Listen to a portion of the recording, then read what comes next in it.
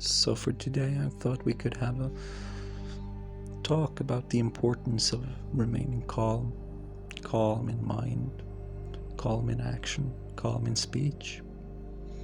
And a good place to begin can be to simply find someone who speaks very calmly or emulates qualities of calmness and just shamelessly copy everything they do. And so and when we do that, we can get a little quick head start, no? One other thing, an example of this, you might say, I was reminded of this short video clip. I think it was either on Facebook or YouTube. I saw it. It was one of those short little video clips. But a lot was happening. There was a lot of action because there was a man lying on the street and he was being attacked by these dogs. And the dog was biting on his leg, and a little small crowd had gathered around and were trying to help.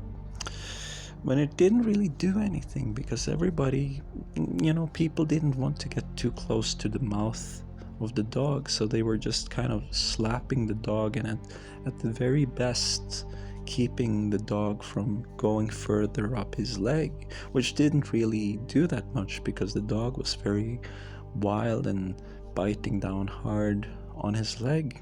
But it kind of reached this stalemate where everybody was just noticing the dog, seeing it biting, fighting, holding.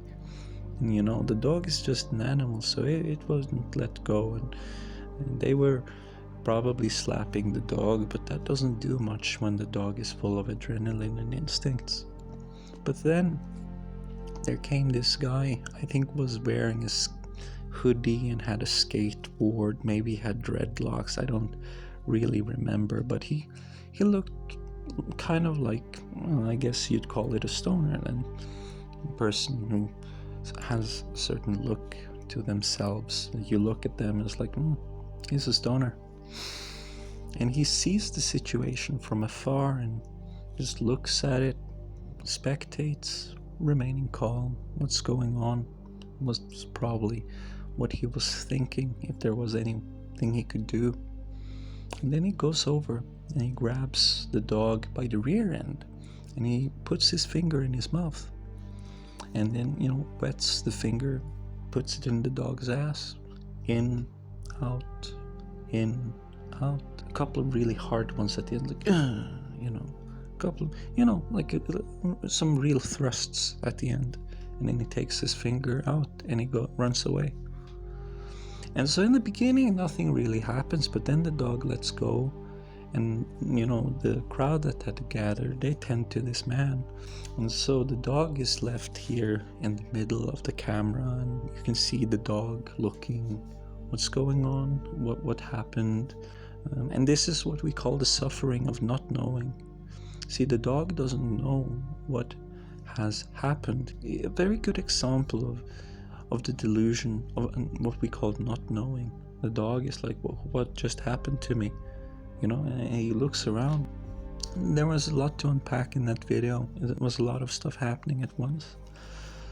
I usually don't like looking at videos like that, but I couldn't help but notice.